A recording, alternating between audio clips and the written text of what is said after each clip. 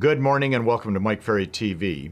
You know, as we look at the end of the year in front of us and we look at the next year starting, one of the questions we have to look at is, where does my business come from? And am I involved in activities that are going to help me build my business in 2014? And it's always fun to talk to real estate people about this question, where does my business come from? Because you know and I know that if you really look at the business carefully, there's probably 25, 30, 35 different ways for a real estate agent, you, to acquire a buyer or a seller lead. I mean, you look at the obvious, the open house, the floor time, the mailings, the referrals, the relocation business, the internet leads.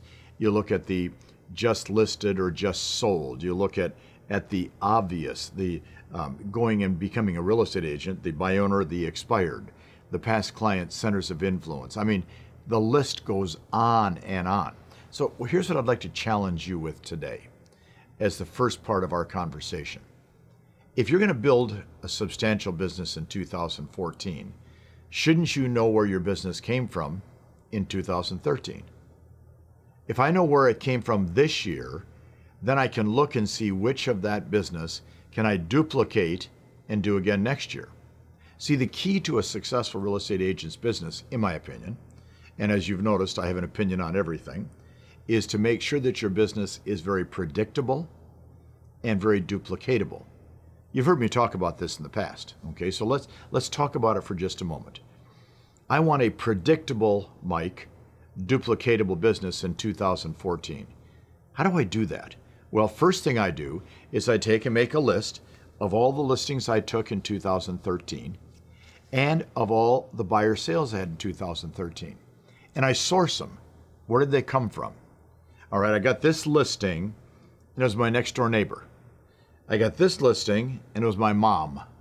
I got this listing, I decided to sell my own home. Well, are those predictable and duplicatable next year? In most cases, not. This listing, I called on a for sale by owner. This listing, I was prospecting just listed, just sold. Are those duplicatable? The answer is yes. So what we have to look at is first the source of the business. Second, we have to look at what kind of energy are you willing to spend to take your business to another level. I talked to a couple brokers a couple weeks ago, and one of them said to me, Mike, I am not willing to spend the energy that you want me to spend to help my agents build their business. I said, you're kidding. He said, it's not worth it. It's too much work. I went, okay. I thought, oh my gosh, I hope those agents don't ever hear him say that. But I've had agents say to me all the time, I'd rather do 10 deals a year than have to do what you try to get people to do. Yeah, the people we're talking about are doing 50. Watch this. 5-0 is better than 1-0 every time.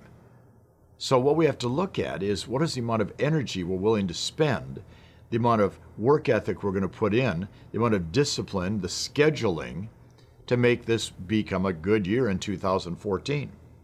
But then the other thing that I wrote down something that I thought was important for today.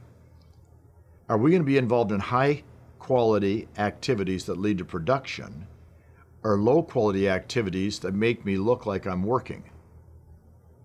All right, I want a predictable and duplicatable business. I had 9 listings in 2013. 7 of them I can't duplicate it. 2 of them I can. All right, so let's focus on the 2. How do we get them? Can we do those activities again to bring us 10 listings? Yes. If it's not predictable and not duplicatable. So watch this. You hold an open house on Sunday, and a buyer walks in and buys it. Well, you're jumping for joy, of course. The buyer's thrilled. Seller's ecstatic. And you say to yourself, well, that's it. I'm going to hold open house every Sunday from this point on. Now let's be honest. What are the real odds? No, be honest. What are the real odds of you holding open house every Sunday and selling a house? Well, let's put it this way. Jumping out of an airplane at 35,000 feet with no parachute, you have a better odds of living through that than expecting to make a sale every week off an open house. Period. So what we have to look at is the activity going to bring us a direct result, or is the activity filling the void of time so we can say that we're working? Now, I know that some of you write me letters each week and say, I don't understand why you're so intense about all this, and I don't understand why you're so fanatical. Well, it's because you're not intense and you're not fanatical. I got to rile you up in some of these things. You got to look at the fact that you're in a business. And in a business, see, in my business, I have to be able to stand up and say things that you can use to go out and list and sell property. I'm not here to make you feel good. Go to the rest of the speakers. Go to my competition. You know, get all the fuzzy wuzzy and goofy and good and I love you so much and I know you love me too crap. That isn't going to get you listings. What gets you listings? Having a predictable, duplicatable business model that you can follow. Well, so what I did is I said, okay, what's the difference between the good producers and the rest in terms of activities? And what does it mean financially? So I made a list. Low quality activities that agents follow, high quality activities that agents follow. And let's decide where you want to spend your time. So watch this. Low quality, attending a closing. Attending a closing? It makes no sense. Low quality, spending all your time administrating a deal. Escrow, mortgage, title, all these wonderful resources. They're designed to handle a transaction for the buyer, the seller, and you, and you're spending all day administrating a deal? Spending your time writing marketing materials. When did you become a marketing expert? Oh, Mike, but I wrote this ad and it said beautiful view. Whoa, that must have knocked him dead. Gee, that's the first ad that's ever said beautiful view. Watch, excessive time with your staff. If you have an assistant, what do you talk to your staff all day? Let them do their job. How about this one? Excessive time on the computer. What do you do on your computer all day long? I mean, if you're taking, a listing a month and you're doing 12, 15 deals a year, for goodness sakes, what are you researching? How to remain non-productive for a long period of time? Watch, following up on buyer leads all day long. Gosh, chasing buyer leads, what a wonderful non-productive activity. How about this one? I love this. Driving around pretending that you're busy, or just doing what you do throughout the course of the day. So what you're going to discover is that for most people that are doing 5, 7, 8 deals a year, even 10 or 12, they're heavily involved in low quality activities. Are you spending your time there? Are they bringing you the money that you want? All right, so let's look at high quality activities that bring you lots of money. Presenting offers, high quality activity. Going on 2 listing appointments per week, high quality activity.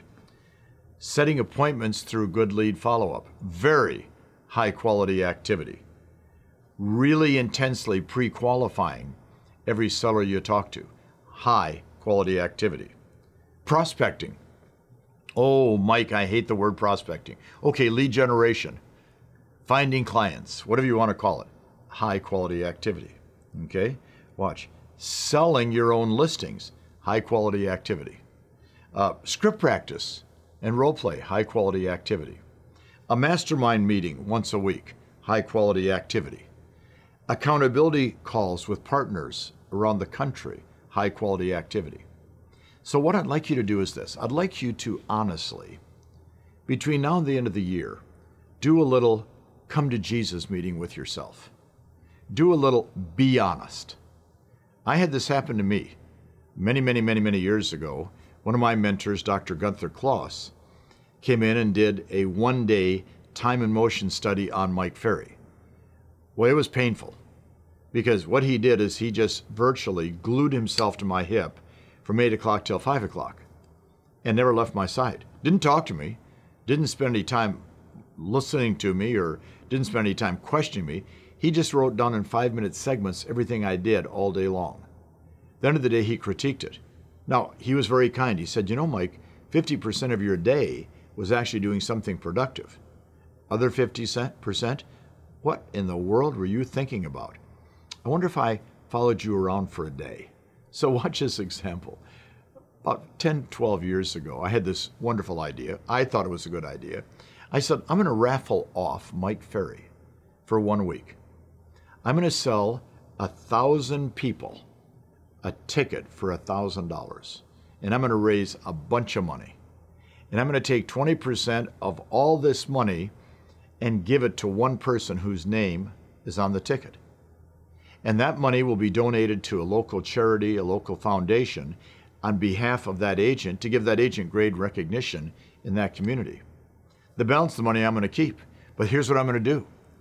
I'm going to show up at that agent's office at 7:30 on Monday morning, and I'm going to stay with that agent 8 to 10 hours a day, Monday, Tuesday, Wednesday, Thursday, Friday.